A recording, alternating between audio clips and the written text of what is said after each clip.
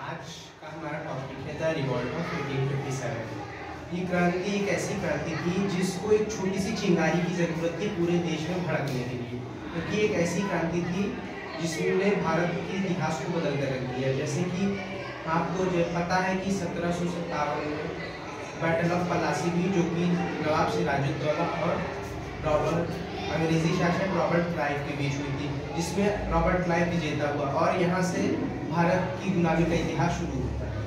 और इसके बाद सन 1857 यानी कि 100 साल के अंतर पर इतने सालों में ईस्ट इंडिया कंपनी ने भारत पर राज किया और इस 1857 की क्रांति के बाद भारत में अंग्रेजी हुकूमत आई। तो 1857 की क्रांति होने के कई सारे कारण थे, जो कि इस 1857 की क्रांति के बहुत सारे कारण थे, जिसके कारण से ये क्रांति फैली है। सबसे पहला कारण था एक राजनीतिक कारण, जो कि डॉक्ट्रिन ऑफ लैप्स था, जो कि लॉर्ड डलहौजी द्वारा भारत में शुरुआत की गई थी जिसकी। क्योंकि इस कारण में यह था कि जब भी अगर किसी राजा की संतान नहीं है, खुद की संतान नहीं है, और वो अपने किसी छोटे भाई की संतान को राजा या युवराज घोषित नहीं कर सकते, तो इस कारण से कई सारे बड़ी बड़ी रियासतें जैसे कि ग्वालियर, मेरठ, दिल्ली, ये सब अंग्रेजों के शासन के अधीन हो गए। और दूसरा कारण था धार्मिक और सामाजिक कारण।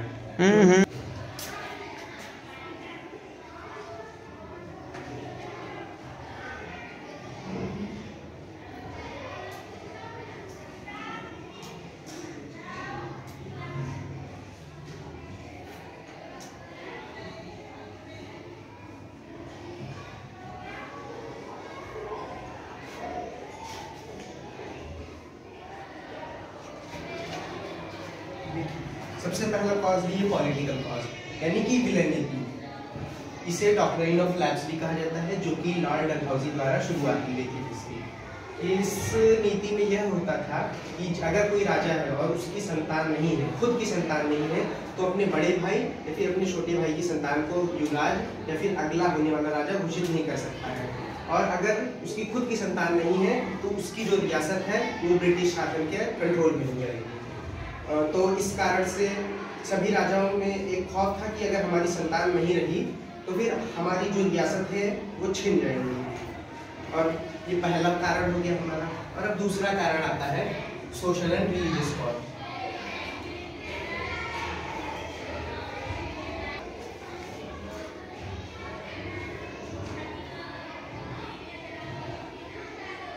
इस कारण में यह था कि ब्रिटिश ने बाल विवाह पर रोक लगा दी थी राजा राम मोहन राय के नेतृत्व में, क्योंकि उनका कहना था कि बाल विवाह एक अपराध है। तो इस कारण से बाल विवाह पर रोक लग गई। और एक सती प्रथा, जो कि हमेशा से भारत में चली आ रही थी, कि अगर किसी औरत का पति मर जाता है तो फिर उसे भी उसके साथ उस चिता के अग्नि में जलना होगा। और इन दोनों चीज़ों पर रोक लगा दी। और अगला आता है हमारा, चलिए हम देखते हैं आगे। पहले बाल विवाह।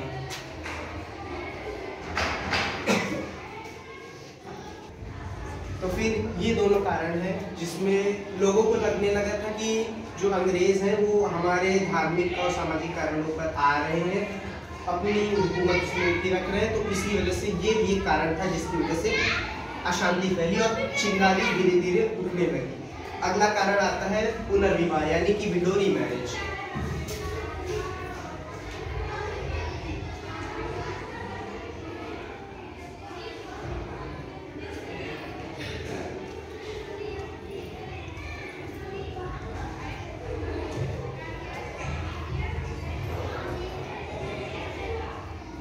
विडो रीमैरिज, इसमें क्या था कि अगर कोई औरत है और उसका पति मर गया है और वो सती प्रथा को नहीं चला गई और उसने अपनी चिता को अपने आप को भी नहीं जलाया, तो फिर अंग्रेजों ने ये कानून लाया कि अब उसका पुनर्विवाह किया जाएगा।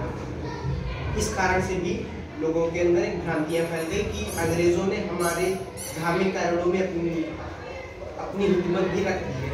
और अगला आता है मिशनरी स्कूल।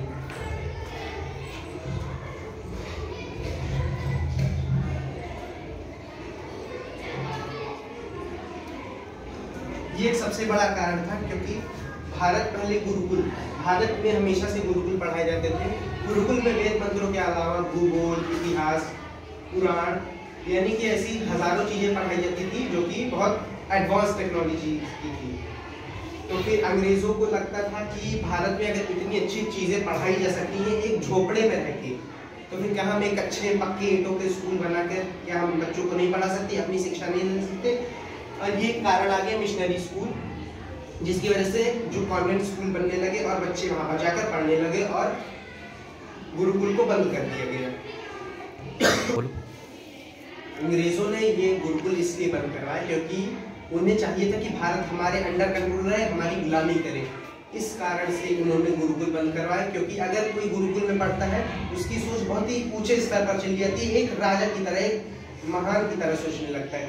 इसी कारण से अंग्रेजों ने हमारे पाठशालाएं, गुरुकुल को बंद करवा दिए गए। अगला कारण आता है टेलीग्राम और रेलवे।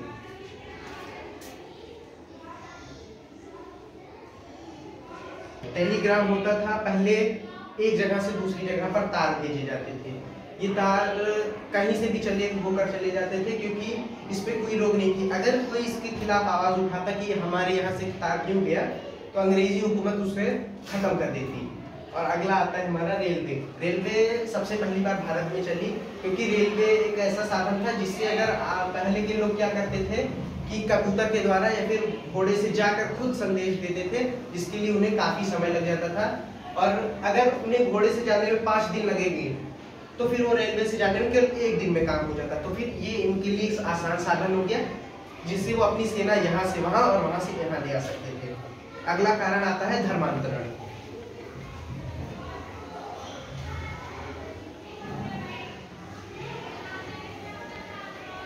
अगला कारण है धर्मांतरण। यहाँ पर ये होता था कि धर्मांतरण, सारे जितने भी विदेशी है, जितने भी अंग्रेज हैं, वो सब ईसाई थे। उन्हें हिंदू धर्म ना मुस्लिम धर्म, ये दोनों धर्म बिल्कुल पसंद नहीं थे। तो इसीलिए उन्होंने धर्मांतरण का एक कॉज चलाया। धर्मांतरण भी आगे की, हम हिंदू हैं तो हिंदू रहेंगे, या तो मुसलमान है तो मुसलमान रहेंगे, ईसाई तो हम नहीं बनेंगे। तो आगे हम इसके बारे में और जान लेंगे। तो फिर आगे देखते हैं। अगला कारण आता है इकोनॉमिक कॉज।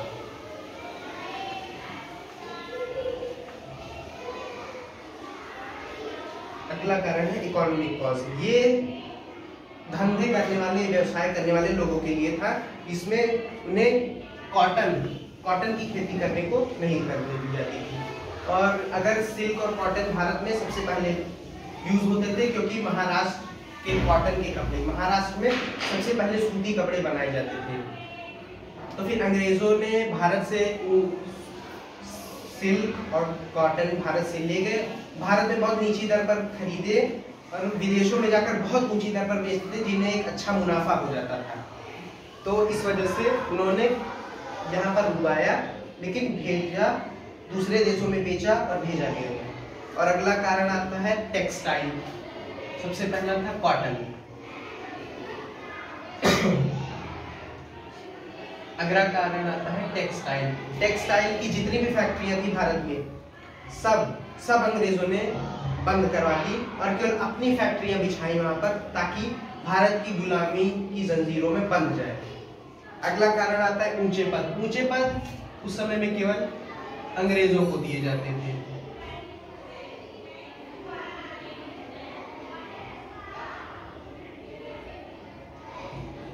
ऊंचे पद उस समय में केवल अंग्रेजों को दिए जाते थे।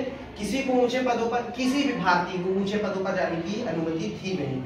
अगला आता है हाई टैक्सेस, यानी कि इतने ऊंचे कर लगा दिए जाते थे कि कोई उसे जल्दी भर नहीं पाता था। इतने खास, इतने महंगे थे वो कर कि कोई उन्हें भर नहीं पाता था। अगला आता है रेवेन्यू।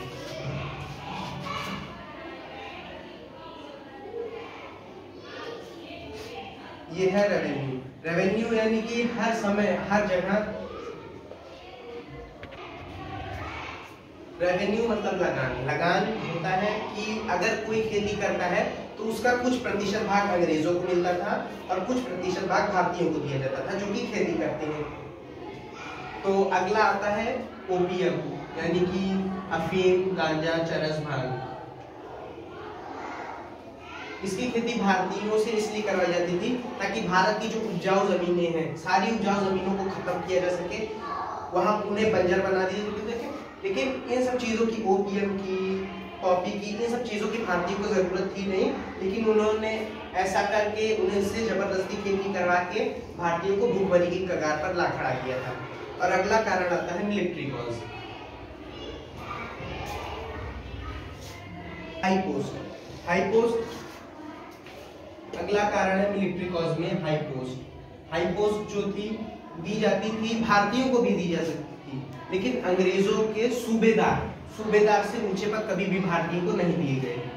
कभी भी भारतीयों को सूबेदार से ऊंचे पद नहीं दिए गए, और इन पदों में ब्राह्मणों को नहीं रखा जाता था, और इन पदों में केवल हाई कास्ट के लोग, ब्राह्मणों को छोड़कर।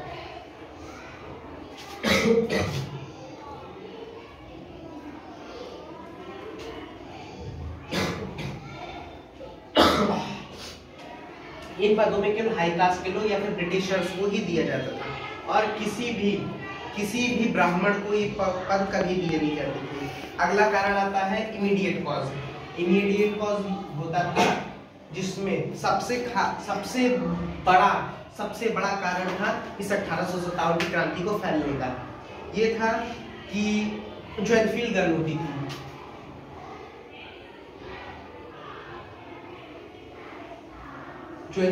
होती थी, उन पर जो गन पाउडर यानी कि बारूद जो लगे होते थे, उन्हें खराब न होने के लिए उस पर गाय या फिर सुअर की चर्बी का लेप लगाया जाता था, जिस वजह से वो खराब न हो और उनमें नमी न लगे। तो एक थे युवक जिनका नाम था मंगल पांडे, उन्होंने अब बताया पूरे भारत को, बंगाल की छावनी को बताया कि इन गोलियों में गाय और सुअर के चर्बी लगे हुए हैं। तो फिर लोगों को लगी बात बुरी, मुसलमानों को में सुअर गंदे होते हैं और हिंदुओं में गाय को पूजा जाता है। लेकिन हिंदुओं में भी सुअर को पूजा जाता है क्योंकि विष्णु का तृतीय अवतार यानी कि वराह अवतार, जिसने पृथ्वी को बचाया था, यानी इन दोनों में हिंदुओं की पूजा होती है, लेकिन मुसलमानों में सुअर को गंदा माना जाता है। तो ये इन लोगों के सबसे बड़ा कारण ये था। तो फिर ये इन लोगों में मतलब भ्रांतियां फैल गई कि अब हमें कुछ ना कुछ करना चाहिए जिसकी वजह से ये सब खत्म हो जाए। तो फिर मंगल पांडे इन्होंने सबसे पहली बार बैरकपुर में, बंगाल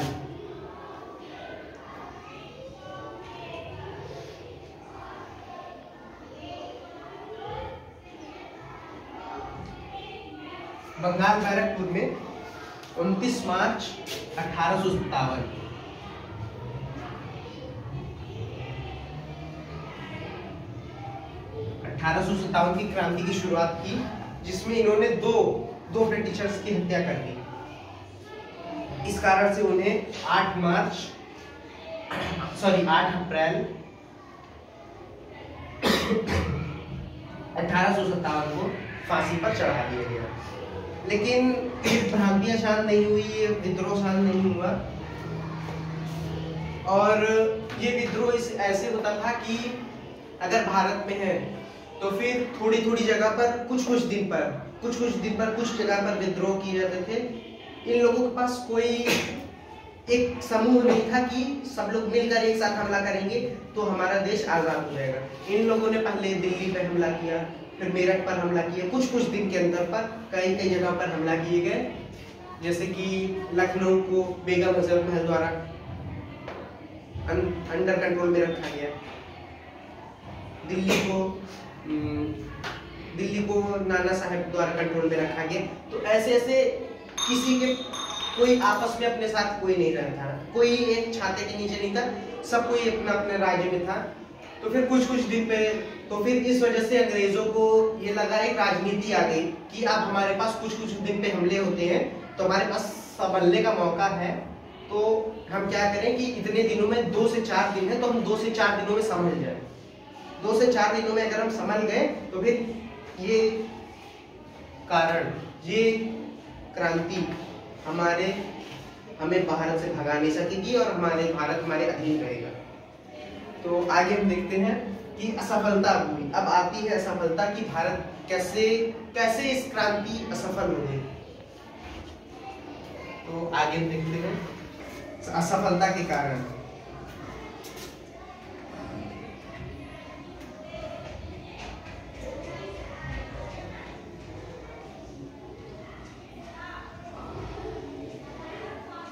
सबसे पहला कारण था कम्युनिकेशंस के।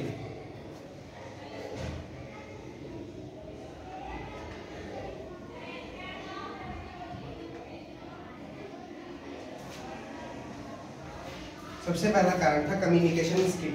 उनके पास कोई संदेश भेजने के कोई साधन नहीं थे। जिस तरह हमने बताया पहले ही कि पहले के लोग घोड़ों पर जाकर अपने संदेश देते थे, जिनके लिए उन्हें 4 से 5 दिन लग जाता था। लेकिन अंग्रेजों के पास, जैसे कि हमने पहले ही बताया, टेलीग्राम था और रेलवे था।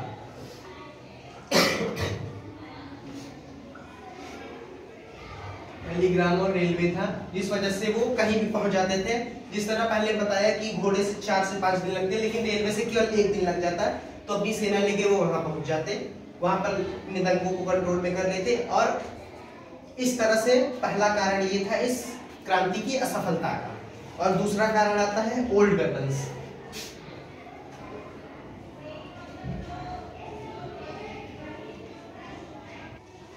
अगला कारण, पहले अब अंग्रेज थे मॉडर्न, उनके पास थे बंदूक, गोला बारूद, तो लेकिन भारतीयों के पास केवल थे तीर थे, धनुष थे, तलवार, बर्छी, कटार, केवल यही सब थे। अंग्रेजों के पास था। अब जितनी देर में भारतीय यहाँ से तीर चलाएगा या फिर तलवार से लेकर दौड़ेगा, उतनी देर में अंग्रेज उसे एक गोली मारकर खत्म कर सकते हैं। तो इस वजह से ये सबसे दूसरा कारण आ गया कि इस क्रांति के खराब होने का। अगला कारण आता है कोऑर्डिनेशन। कोऑर्डिनेशन मतलब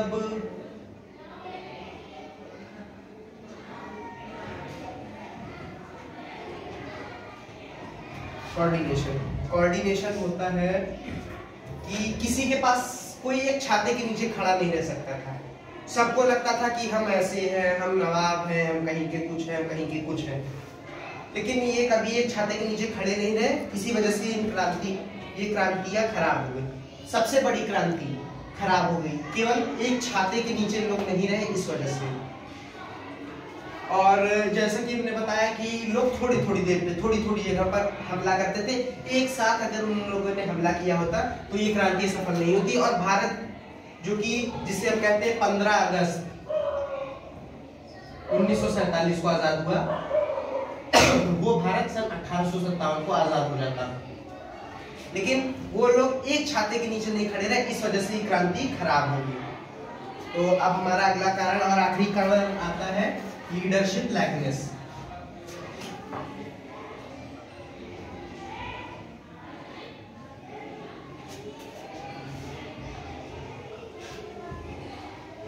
लीडरशिप लैकनेस।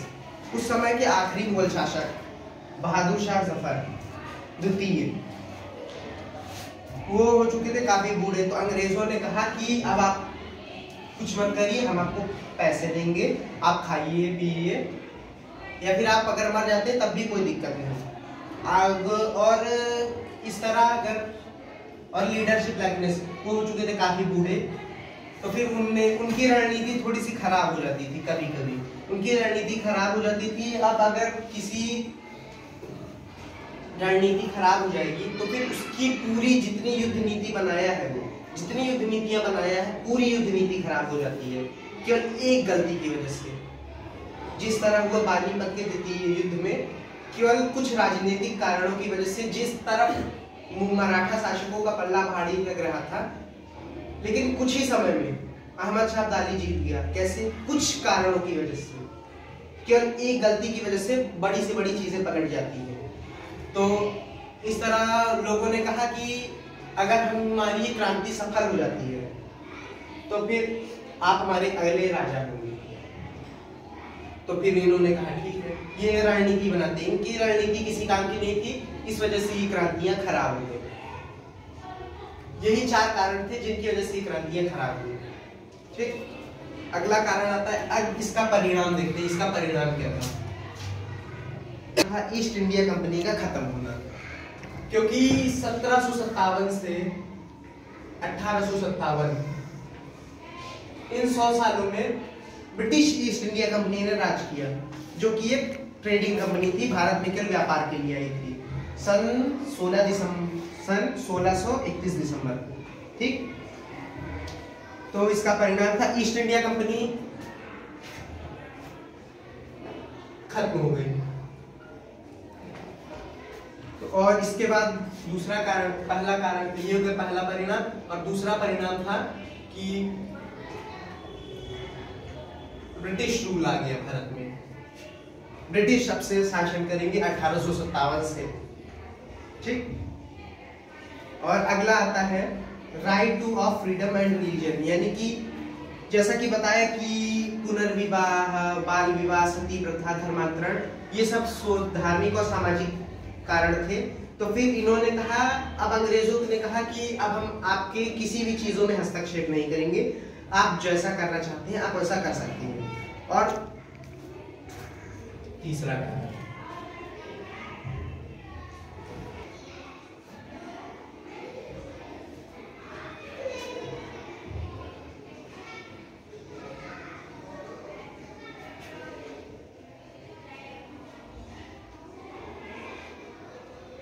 चौथा कारण था रिऑर्गेनाइज्ड मिलिट्री। रिऑर्गेनाइज्ड मिलिट्री, अब अंग्रेजों के पास आ गई एक सशक्त सेना, जिसमें इन्होंने क्या, एक हथियारबंद सेना आ गई, जिससे अंग्रेजों ने इस भारत को अपने अंडर कंट्रोल में सन 1947 तक रखा, अपने अंडर कंट्रोल में। इस सेना की वजह से इतने परिणाम आए इस क्रांति के खत्म होने के बाद, और ये थे इस क्रांति के असफल होने के कारण।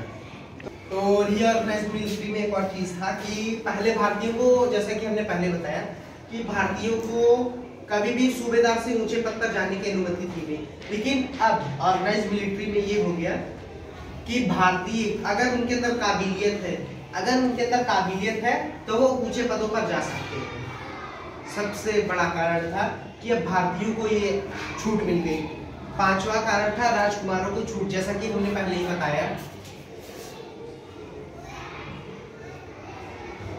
कि किसी अगर राजा की खुद की संतान नहीं है, ठीक, अगर राजा की खुद की संतान नहीं है तो अपने बड़े भाई या फिर छोटे भाई की संतान को अगला राजा नहीं बना सकता। लेकिन अब यहाँ पर हुआ, राजकुमारों को अधिकार मिल गया, उन्हें विदेशों में भेज दिया गया कि अब आप वहां पर पढ़िए, अच्छे से पढ़िए, वहीं पर रहिए, और उन्हें पेंशन देते रहे कि हम आप अपना खाइए पिए मौज करिए।